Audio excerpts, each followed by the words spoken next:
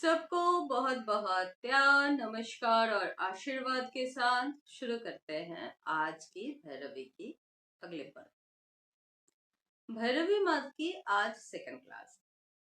आज थोड़ा सा मन लगा के सुनने की बहुत ज्यादा जरूरत है, क्योंकि आज हम लोग करने चल रहे हैं माँ का कुंडलिनी शक्ति के ऊपर क्या प्रभाव पड़ता है और माँ के बीजाक्षर क्या है और माँ पराबाप या बाक देवी, बाग नहीं, सरस्वती नहीं, बाक का बाक देवी क्यों कहलाती है।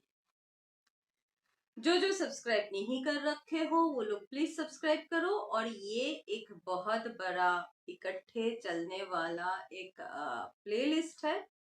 अगर प्लेलिस्ट नहीं देखोगे, बीच से मुझे पूछोगे कि इस माता का क्या कर सकते हैं साधना, उस माता का क्या कर सकते हैं साधना, जवाब नहीं आएगी अभी से, क्योंकि मैंने बहुत बार समझा चुकी हूं कि 10 महाविद्या की साधना गुरु परंपरागत अंतर्गत अगर करना है, मनचाहा तरीके से हर कोई हर कुछ कर रहा है आज के समय, लेकिन अगर सच में पारंपरिक गुरु परंपरागत सनातन धर्म के अनुसार करना है तो काली से शुरू होती है और लक्ष्मी में जाके, श्री में जाके समाप्त होती है। तो ये 10 महाविद्या जो है ये सीरीज के हिसाब से चल रहा है। जिस तरह से हम लोगों ने इंट्रोडक्शन दे रखे हैं, आप इंट्रोडक्शन से बीच से बहुत बच्चे पूछ रहे हो, स्पेशली मातंगी का बहुत ज्यादा क्रेज दिख रहा है मुझे। जो छोटे छोटे क्लिप्स बना रहे हैं, आधा अधूरा ज्ञान से जो लोग चलते हैं, मैं उन लोगों के जैसी नहीं हूं। मुझे बहुत मेहनत से इस साधना को करनी पड़ी है। बहुत 40 से ज्यादा साल की मेहनत लगी है मुझे। आज मैं जहां हूं 45 साल की ये मेहनत है मेरी। तो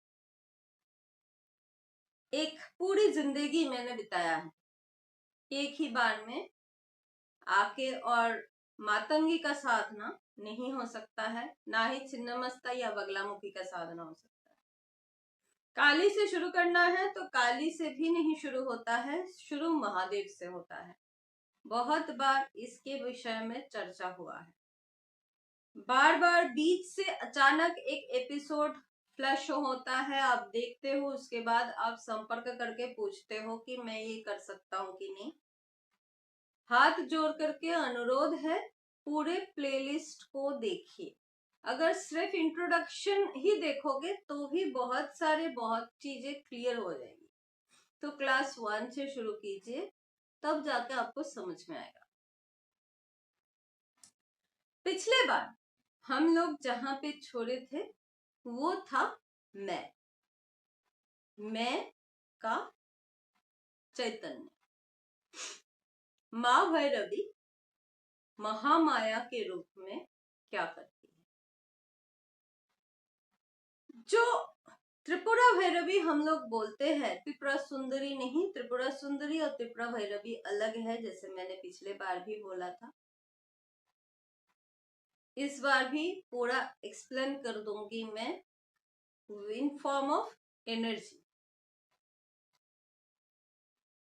माँ को हम लोग कुंडलिनी शक्ति के आधार मानते हैं। अब जब साधना करते हुए 10 महाविद्या की पूरा संपूर्ण साधना की करते हुए आप माता भैरवी तक आए हो, तो माता भैरवी से पहले माता छिन्नमस्ता थी, जिन्होंने आपका मैं काट दिया है। इसके बाद आप स्थिर हो चुके हो। इस जब साधक माता भैरवी की साधना करते हैं तो वो परंपरागत साधक जो है वो उसको कहा जाता है भाई तुम एलिमेंट्री स्कूल कंप्लीट कर लिए हो, अब तुम ग्रेजुएशन लेवल पे पहुंच रहे हो। इस वक्त उसका शारीरिक जो अष्ट योग है वो समाप्त हो चुका है। अष्ट योग मतलब क्या है? हमारे साधना के जो योग अनुष्ठान जो है उस अष्ट योग मतलब प्रत्याहार, प्राणायाम, उससे पहले नियम, अनुशासन, आपने ये सारे कंप्लीट कर लिए हो शरीर का। जब छिन्नमस्ता करते हो सेम अष्ट योग करते हो मन का। अब माता भैरवी के पास मन और आपके आत्मा को जोड़ने का काम चल रहा है। तो यहाँ हमारे भैरवी भी बोल दिया। तो षट चक्र निरूपण के हिसाब से हम लोग यहाँ पे माता भैरवी को कहाँ अधिष्ठित पा रहे हैं? मूलाधार चक्र में। अब यहाँ से बहुत ही मन लगा के सुनने की जरूरत है, समझने की जरूरत है। आप माता मूलाधार चक्र में स्थित हो मतलब कामरूप हो। जो इन्वर्टेड ट्रायंगल होता है, बीच में बिंदु जो होता है, ये जो कामरूप का इन्वर्टेड ट्रायंगल है, ये कहा गया है कि ब्रह्मांड संरचना, यहाँ पे सिर्फ पृथ्वी नहीं, ब्रह्मांड संरचना का जो आधार है वो ये कामरूप। कामरूप बोल के सिर्फ हम लोग कामाख्या को नहीं समझते हैं। कामाख्या का मूल जब आप आकलन करते हो वो क्यों इतना महान जगह है, क्योंकि वहां का एनर्जी जो है वो डायरेक्टली मूलाधार चक्र से संयुक्त है। वहां माँ की योनि जब पतित हुआ था, जब नारायण ने सती का देहच्छेद किए थे, जो योनि वहां पे है, इसलिए उस जगह का महानता है। उस जगह को आप क्यों रिलेट कर पा रहे हो? वो माता का जो मूलाधार चक्र है वो वहां पे है। अब आप लोगों को समझ में आ रहा है कि वहां पे एनर्जीज इतनी हाई क्यों है। हालांकि जहां कामरूप है, जो हमारे कामाख्या है, वहां 10 महाविद्या का मंदिर अवस्थित कर रहा है, साथ में 10 भैरव भी है। वहां गणपति जी का भी आसन है और उस स्थान का महत्व अलग अलग तरीके से भी है, लेकिन वो माता का मूलाधार चक्र के साथ वो जगह अटैच्ड है। इसलिए जो लोग कुल या कॉल मत से साधना करते हैं, अकेला उनके लिए ही नहीं, हर एक मत के साधक के लिए उस जगह का वाइब्रेशन, उस जगह का एनर्जी इतनी इंपॉर्टेंस रखता है। अब आपको समझाती हूं कि इस जो इन्वर्टेड ट्रायंगल है इसके साथ हमारे शरीर का क्या संबंध। माता के 3 बीजाक्षर, ये जो बीजाक्षर है इस 3 को आप ये इन्वर्टेड ट्रायंगल का 3 हाथ समझे।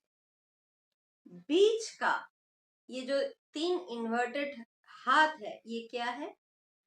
आपके इच्छा शक्ति, आपके नहीं, ये माता की है, माता की इच्छा शक्ति, ज्ञान शक्ति और क्रिया शक्ति। अब जो बीच में बिंदु है ये स्वयं महादेव है। सृष्टि अकेला माता तो नहीं किया, साथ में महादेव थे। तो महादेव यहाँ पे कैसे है?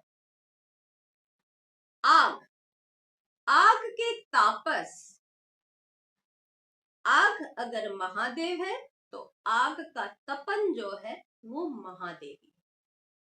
यहाँ पे महादेव और महादेवी एक हो जाते हैं।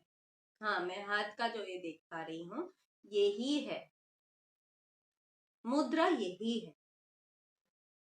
तो ये जो ज्ञान, इच्छा और क्रिया शक्ति जो है, या दोनों की समष्टिगत शक्ति है, ना अकेला महामाया की है ना अकेला महादेव का है।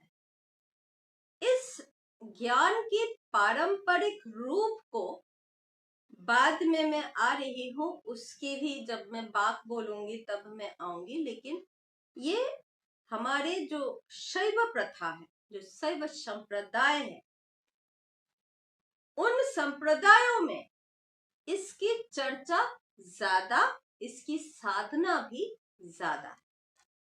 लेकिन सामग्रिक तौर पे जो वैष्णव तंत्र है या जो काली तंत्र है, दोनों तंत्र में इस शक्ति का या शक्ति का संरचना कहाँ आ रहा है कि यहाँ पे माँ की शक्ति और शिव की शक्ति एक होके दो नहीं एक सत्ता बन रहा है। तो अद्वैत जहां पे यहाँ पे कहते हैं कि यहाँ आने के बाद, इस जगह तक पहुंचने के बाद, जब साधक इस ज्ञान को प्राप्त कर लेता है, उस ज्ञान के बाद और दैत्य भाव नहीं रहता है, मतलब दो का विन्यास नहीं रहते, वो एक हो जाते हैं। अब यहां तक जो मैंने बोला, अब इसको ट्विस्ट करती हूं। जो ट्विस्ट कुछ जानकारों ने जानबूझ के किया है, क्योंकि दोनों मिलके एक हो जाते हैं। और कौन हो रहा है? शिव और शक्ति। क्योंकि ये दोनों एक हो रहे हैं, इसको ट्विस्ट कर दिया गया कि ये सेक्सुअल एनर्जी है। ये अब तक जो मैंने आपको बोला, क्या आपको लगा कि ये सेक्सुअल एनर्जी है? नहीं, ये वो जगह है जहां तीनों गुण एक हो रहे हैं। इसके मतलब ये नहीं कि लिंग और जोनी एक हो रहा है, मतलब male part and female part को एक होना है। ये सांप्रदायिक तौर पे एक गलत भावना है, गलत विश्लेषण है और गलत मनोभाव को एक धार्मिक चद्दर ओढ़ के और अपने कुप्रवृत्तियों को अच्छे प्रवृत्ति का चोला उड़ाना है। मैं इसके अलावा इस चीज का कोई दूसरा वर्णन नहीं दे सकती हूँ। ये वामाचार बिल्कुल भी नहीं है। और वामाचार क्या है? जो वामाचार, वाम एक साधक थे। आप लोगों को पता भी नहीं है कि हाँ वामाचार है क्या। आ जाते हो वेबसाइट में लिखने के लिए कि आप वामाचार को एक दूसरा चोला उड़ा रहे हो। मेरे को पढ़ने की जरूरत नहीं है, पढ़ने की और समझने की जरूरत आपको है। क्योंकि मैंने तो ये करके सिद्ध होके आई हूं। आप लोग अभी भी गोल गोल घूम रहे हो तो घूमते रहो, मुझे कोई इसमें प्रॉब्लम नहीं है, लेकिन मुझे सिखाने मत आना। मुझे सिखाने आओगे तो उसका फल जैसा मिला है बिल्कुल वैसा मिलेगा।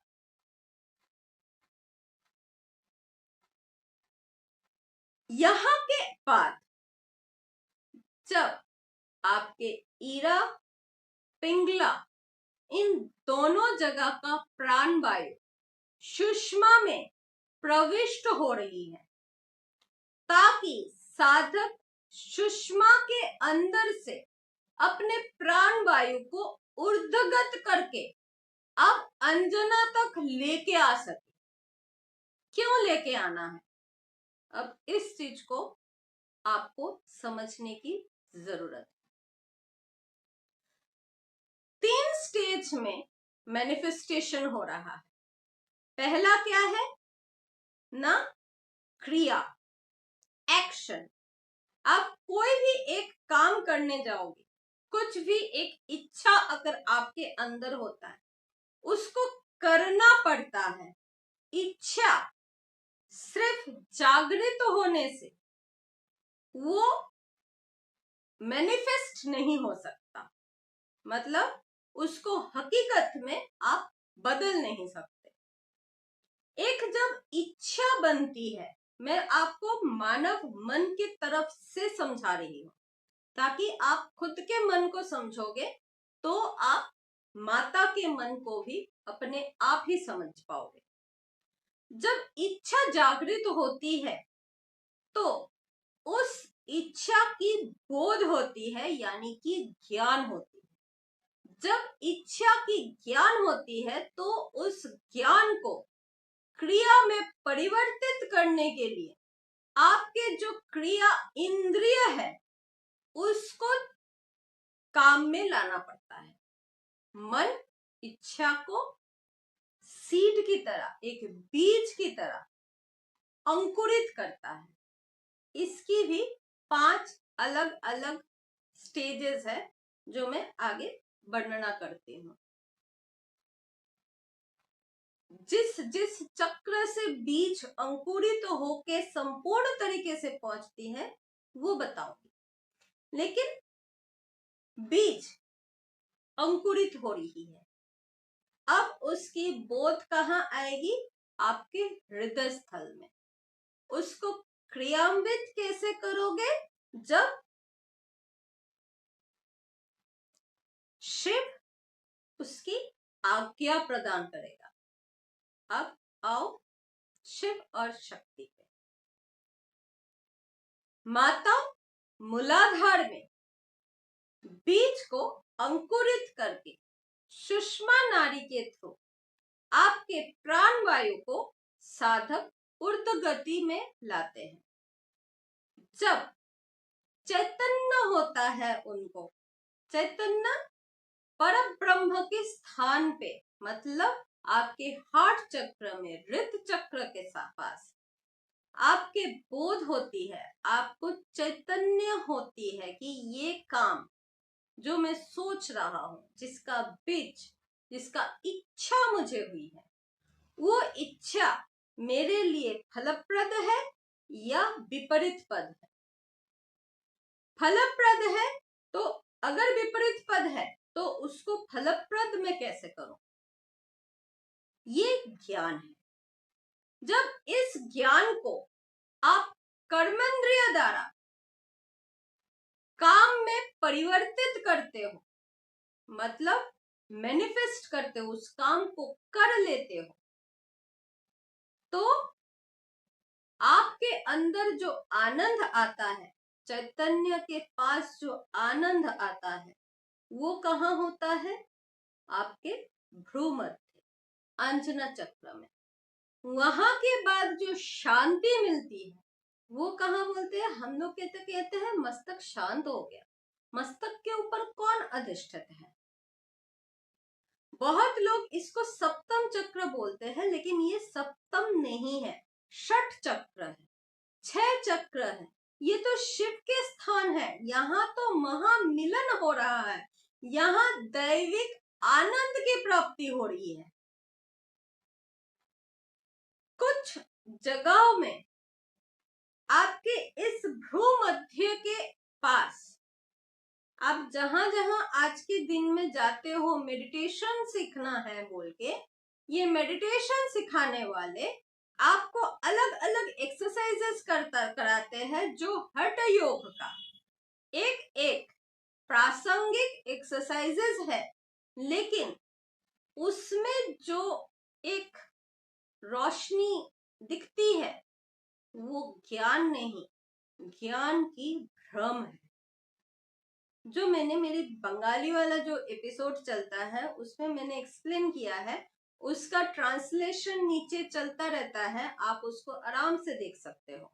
आप कोई सा भी अगर ये है आपका जो भी लैंग्वेज है, आप सीसी में जाओगे तो वहां पे आप आपका जो फेवरेट लैंग्वेज है आप उसमें उसको ट्रांसलेट कर लो, वो उसी लैंग्वेज में ट्रांसलेट हो जा रहा है, क्योंकि आजकल YouTube ने क्रिएटर्स को ये फैसिलिटी दे रखा है। अगर आपका इच्छा है तो आप उसको आपके भाषा में, आपके जो मदर टंग है उसमें भी आप समझ सकते हो, वो लिख के आ जाए। ये माता का इन्वर्टेड ट्रायंगल का संपूर्ण बोध है। माता त्रिपुरा सुंदरी, त्रिपुरा भैरवी जो है, ये दोनों अलग अलग है। एक क्या है ना, माता त्रिपुरा भैरवी जो है, इनको माना जाता है कि वो शक्ति जो निद्रा अवस्था में है, जब निद्रा अवस्था में होते हैं तो उसका ऊर्ध्व प्रभाव नहीं आता है, और माता त्रिपुरा सुंदरी का जो है वो एनर्जी को हायर एवोव ले जाते हैं। जब आप त्रिपुरा सुंदरी का पाठ करते हो, जब श्री विद्या आती है, तो आप उनको इसी एनर्जी को आप शरीर से अपने आत्मिक स्तर पे ले आते हो। फिर त्रिपुरा भैरवी के हाथ में आती है, पहले त्रिपुरा सुंदरी। माँ को यहाँ पे बाक देवी भी कहा गया है। बाक मतलब यहाँ पे बाग नहीं है, बाग देवी सरस्वती है, या उनके ऊपर माता मातंगी है, जिन्होंने सरस्वती को विद्या, सिर्फ विद्या का दान दे रखा है, वो बाग देवी है। ये बाक देवी है। ग और क में बहुत बड़ा अंतर है, एक मत कर लेना। यहाँ बाक मतलब शब्द ब्रह्म से है। आप कुछ मत करना, मैं इसका एक बहुत सरल एग्जाम्पल आपको दे देती हूँ, आप एकदम से समझ जाओगे।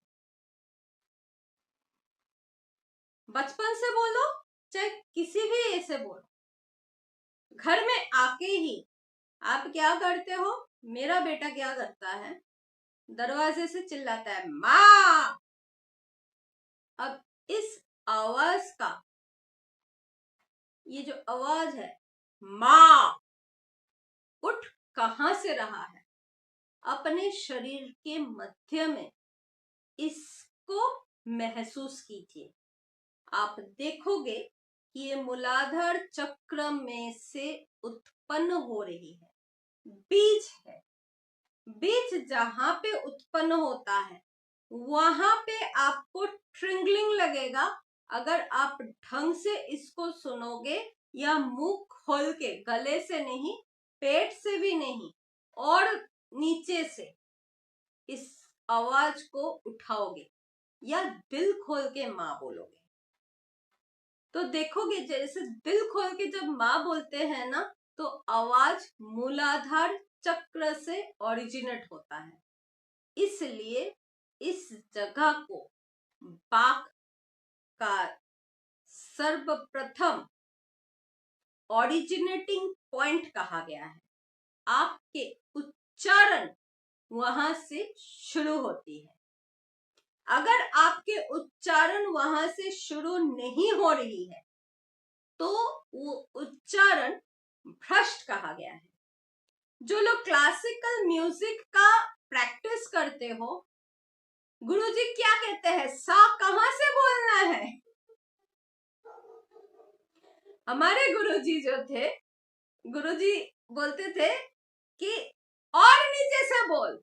अब तब हम बच्चे थे, हमें समझ में नहीं आता था उच्चारण और नीचे से कैसे करूं, क्योंकि आता था तो गले से। तो कहते थे मुंह खोल के बोल। जैसे ही आप मुंह बिना दबाए, गले से ना दबा के अगर किसी भी स्वर का आप उच्चारण करोगे तो वो मूलाधार चक्र से ही ओरिजिनेट होता है। इसके ऊपर जो एक शास्त्र है, वो जो शिव संप्रदाय है, उसमें इस संप्रदाय को प्रतिज्ञा कहा गया है, जो या प्रतिविज्ञाना कहा गया है। इस विज्ञान का संरचनाकार महादेव है।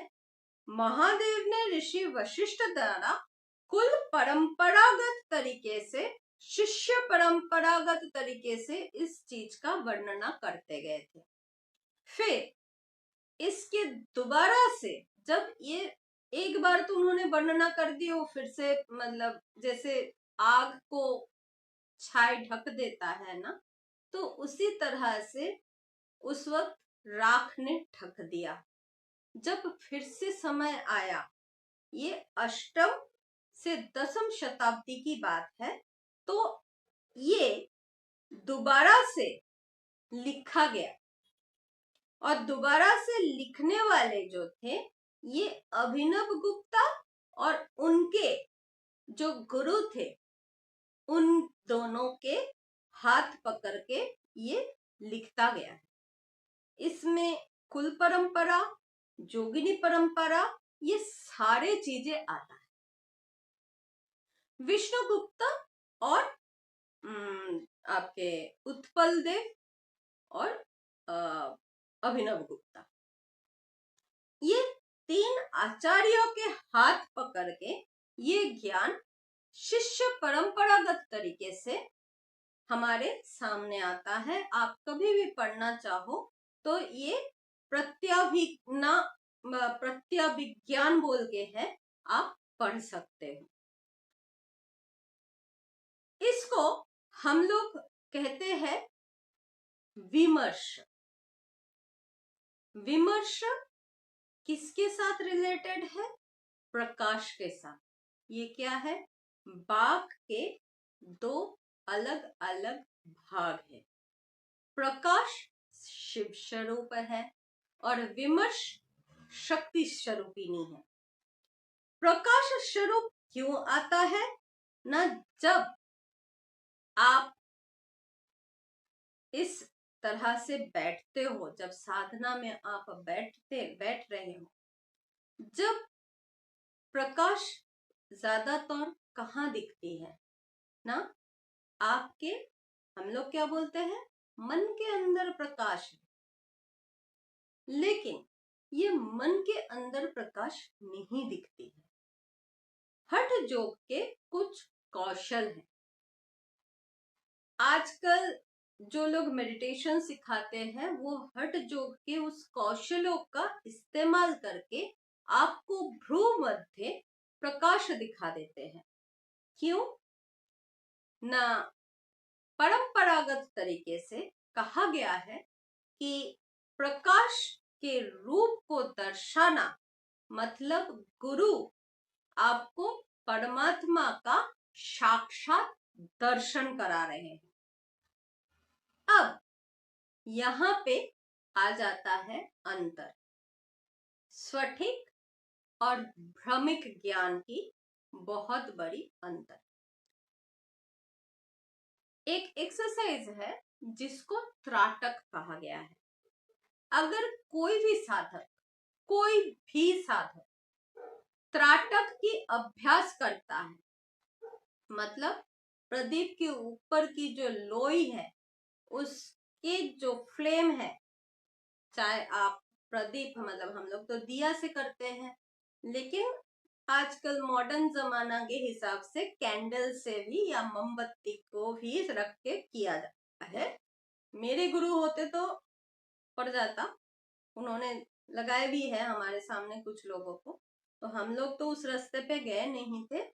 वो त्राटक करने की संपूर्ण तरीके से विरोधी थे, क्योंकि वो कहते थे कि त्राटक करके कुछ दिन में आप प्रकाश जरूर देख सकते हो, 15 दिन में प्रकाश दिख जाता है अगर आप परंपरागत तरीके से अगर करोगे। कुछ बच्चों को मैं 15 मिनट में देखते हुए देखा है, लेकिन ये प्रकाश भ्रमित प्रकाश है। आपको एक ऊर्जा लगेगा, दिख गया दिख गया दिख गया, क्योंकि सनातन धर्म के अनुसार परम ब्रह्म का स्वरूप प्रकाश से ही प्राप्त होता है।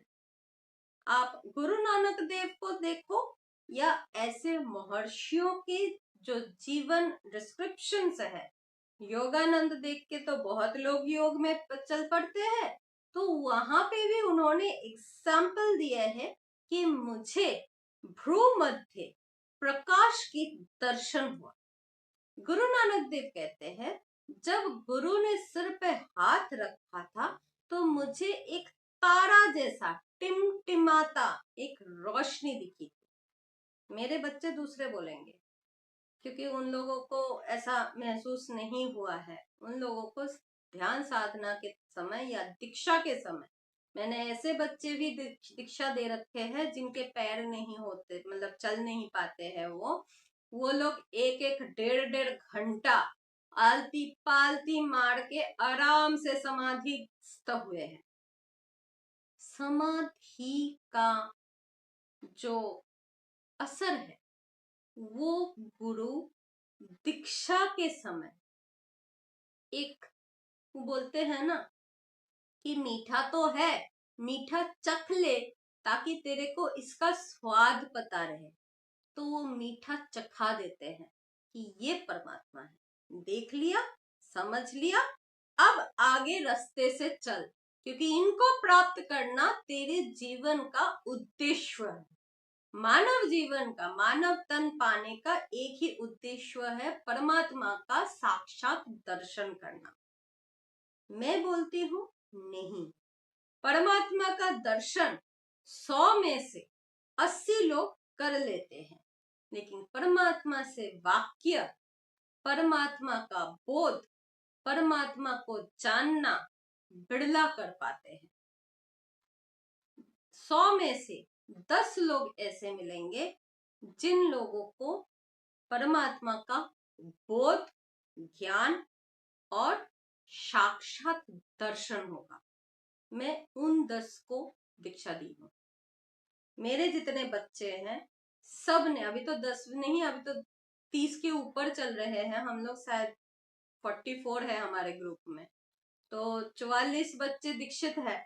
तो 44 बच्चों का दीक्षा क्रम में सभी के साथ एक ही तरह का एक्सपीरियंसेस हुआ है, और मैं इसी को ही जानती हूँ, क्योंकि बाबा जी महाराज जब मुझे दीक्षा दिए थे तो मेरी भी समाधि उसी वक्त लगी थी, बिना प्रत्याहार प्राणायाम किए। त्राटक एक तरह का प्राणायाम है, एक तरह का आसन है। आसन से मजा चख सकते हो, लेकिन क्षण भर, और वो ज्ञान का भ्रम है, वो सटीक ज्ञान नहीं है। कुछ कुछ जगह में इस जगह को दबाने के लिए बोला जाता है, या दीक्षा के समय कोई आके उस जगह को बहुत जोर से प्रेस करता है और छोड़ देता है। दोनों आंख और इस जगह को अगर जबरदस्ती प्रेस किया जाए तो ऑटोमेटिकली जब छोड़ दिया जाता है अंधेरे रूम में, तो यहाँ पे प्रकाश दिखता है। That is the reflex of binocular reflex of your third dimensional point. ये नर्व पॉइंट होने के चलते अगर इस जगह को जोर से प्रेस किया जाता है तो कुछ देर के लिए संपूर्ण अंधेरे के साथ एक हल्का सा रोशनी दिखता है। ये मेडिकल ट्रुथ है, बट दिस इज इल्यूशन, भ्रम है। ये ना तो सटीक साधना है और ना ही परमात्मा का दर्शन है। तो इसको देखने के बाद बच्चे ज्यादातर साधना के समय भ्रमित होके इधर उधर भटकने लगते हैं या आगे चल के उनके प्रश्नों का जवाब नहीं मिल पाता है। लेकिन जो आपके मैनिफेस्टेशन ज्ञान है, मतलब जो आपके क्रिया यगत का ज्ञान है, क्रिया के उपरांत का जो ज्ञान है, वो विमर्श कहा गया है। प्रकाश का विमर्श जब होता है, मतलब प्रकाश का शक्ति का बोध जब होता है, वो है परमात्मा का वाक, जो शब्द परंपरा है, जिसको शब्द ब्रह्म कहा गया है। ये थोड़ा सा इधर उधर जा रहा है, आप लोगों को समझने में अगर प्रॉब्लम हो 2-3 बार इस जगह को सुनना। मेरे से जितना हो रहा है मैं नॉर्मल लैंग्वेज में इसको समझा रही हूँ। काश मेरे गुरु भी ऐसे ही समझाए होते। यहाँ क्या होता है, जब आप साधनारत हो, यहाँ इन्वर्टेड ट्रायंगल से सुषमा के अंदर से आप अपने क्रिया के द्वारा श्वास को, प्राण वायुओं को आप एक एक करके षट चक्र का भेद करवा रहे हो। जब धीरे धीरे भेद बढ़ता रहता है तो विमर्श की प्राप्ति होती है। किसी साधक के लिए नाभि चक्र में भी होता है, कुछ साधक को हार्ट चक्र के पास आके, मतलब हृदय चक्र के पास आके भी हल्का सा एक रोशनी की महसूस होती है।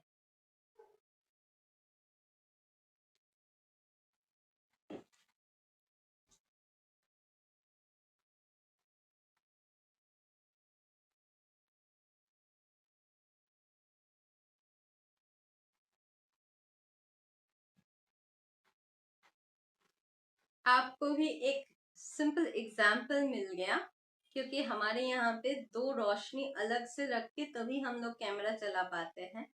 ये जो रोशनी निकल गया, एक अंधेरा आया। देखो, किसी को कहते हैं कि परमात्मा साथ है, जो मैं शायद समझा नहीं पा रही थी, वो इस क्रिया से आप समझ पाए।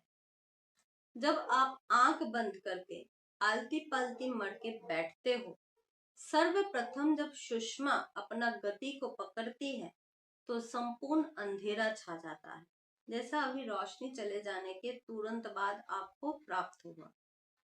रोशनी शुभम जाके फिर से जला दिया तो क्या हुआ, एकदम से चारों तरफ का प्रकाश उजाला हो गया। सिंपल इसी तरीके से आप समझो, जब प्राणवायु सुषमा के अंदर से षट चक्र की भेदन करते हुए मूलाधार से मणिपुर चक्र या उसके ऊपर चढ़ता है, विशुद्धि तक आती है, अंजना तक आया तो बहुत ही सुंदर अवस्था होती है और बहुत ही सुंदर परिपक्व तरीके से इस प्रकाश का दर्शन हो पाता है। उस समय का जो भाव होता है वो कैसा होता है, ना आप हिलोगे, ना आप दुलोगे, ना आपको कुछ दिखाई देगा, ना आपको कुछ भी सुनाई देगा। गला कट गया है, विशुद्धि तक आते आते गला कट गया है, छिन्नमस्ता ने गला काट दिया है। आपको आपका सेंसेशन होना, आत्मा का बोध होना संपूर्ण तरीके से बंद है। आपको ना शरीर की बोध है, तब क्या क्या है, इच्छा, ज्ञान, फिर क्रिया। इच्छा शक्ति संपूर्ण तरीके से बंद हो गया है। मूलाधार से माता ऊपर को चल दी है, तो इच्छा शक्ति है ही नहीं। मणिपुर भेद करके जब वो आपके हार्ट चक्र को भी भेद कर दी है, तो आपकी ज्ञान को भी वो भेद कर चुकी है। आपकी सर्वथा अपना अपना बोध होना, खुद का बोध होना समाप्त हो चुका है। अब क्या है? आप सिर्फ बीज बना है। ये बीज कहाँ जा रहा है? आकाश को छू रहा है। आकाश कहाँ पे है? आकाश आपके भ्रुकुट मध्य है। वहां जाके क्रिया की समाप्ति होती है और शिव की प्राप्ति होती है। मतलब संपूर्ण प्रकाश के अंदर एक साधक की जितना शक्ति है वो मर्ज हो जाता है। इसको इच्छा, ज्ञान और क्रिया शक्ति का समावेश कहा गया है। क्या मैं इसके आगे करूं? मुझे नहीं लगता आप लोग ले पाओगे इसके बाद। फिर भी मैं बता देती हूँ। यहाँ क्या होता है? यहाँ डुअलिटी खत्म हो जाती है, द्वैतवाद खत्म हो जाता है, अद्वैत्व आ जाता है। मतलब एक हो गया है शिव और Shakti. Now the cosmic dance starts, the cosmic lights starts to blink. यहाँ आने के बाद वो परम ऐश्वरिक रोशनी दिखाई देती है। वो सिर्फ जैसे अगर मैं आपको आंख जबरदस्ती बांध के और यहाँ पे अगर लगाऊं तो जो रोशनी आती है ना, वो रोशनी इस समय नहीं होता है। आपको यहीं पे इल्यूशन बन जाता है, क्योंकि हार्ट चक्र के तुरंत ऊपर जाने के बाद ये रोशनी अलग दिखाई देता है। आप भ्रमित हो जाते हो, सोचते हो कुछ और तो नहीं हो रहा है मेरे साथ, कुछ और नहीं हो रहा है।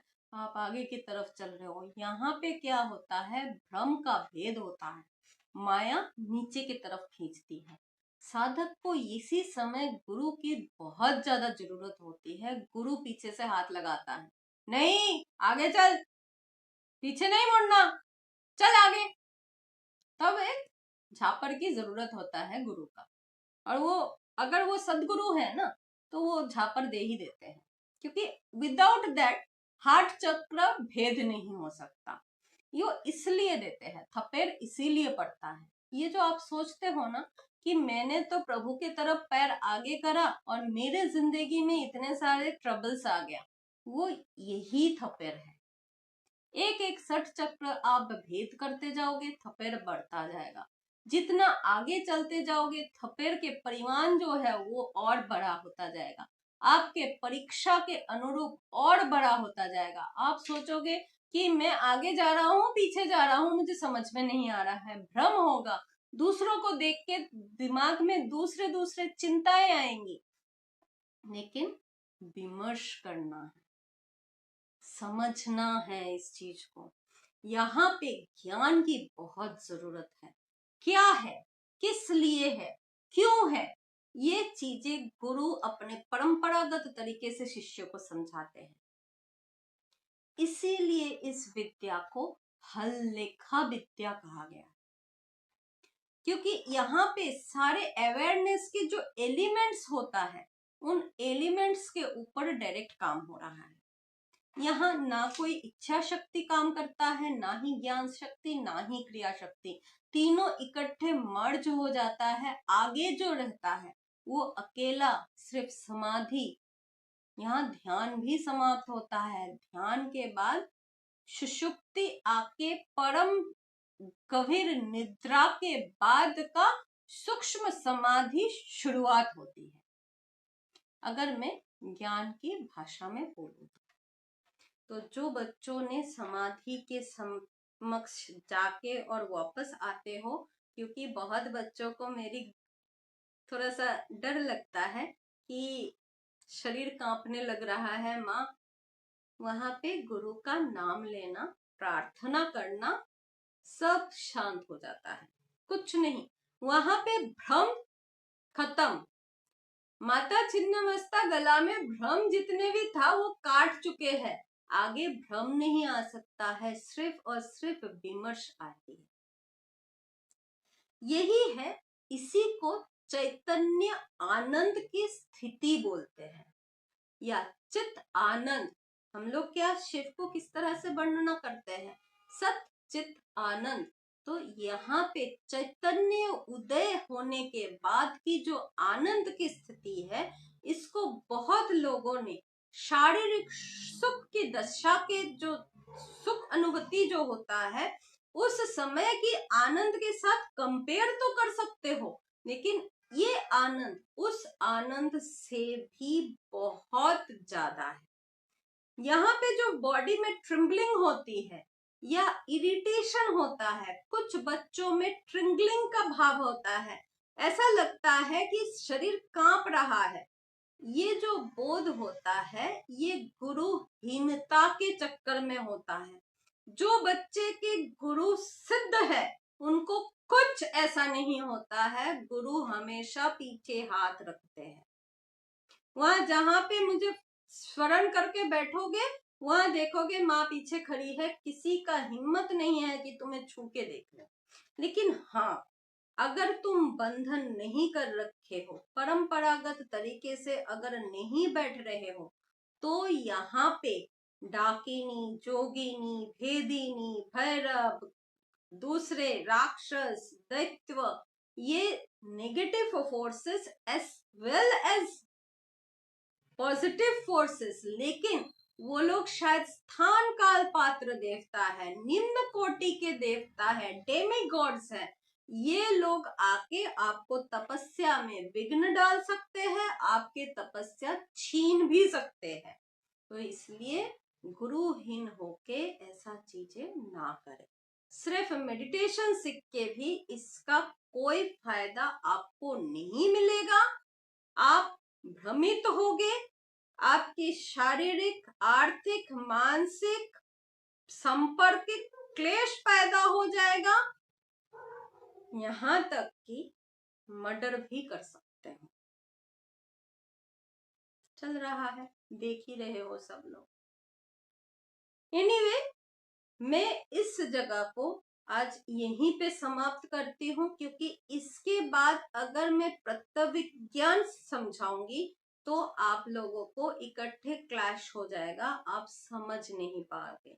तो इसलिए माता की ये पराबाक की जो स्थिति है, इसको मैं ये पे समाप्त रख रही हूँ। अगले बार हम लोग पराबाक करेंगे। अगर इसको पढ़ के आ सकते हो कि पराबाक क्या है, तो आपको समझने में ज्यादा आसानी होगी। जैसे हम लोग स्कूल में पहले एक बार लेसन को पढ़ लेते थे ना, ऐसा ही एक बार पढ़ ले। इसी के साथ मैं समाप्त करती हूँ आज की एपिसोड। कल आप लोगों के साथ फिर मिलूंगी क्लास में।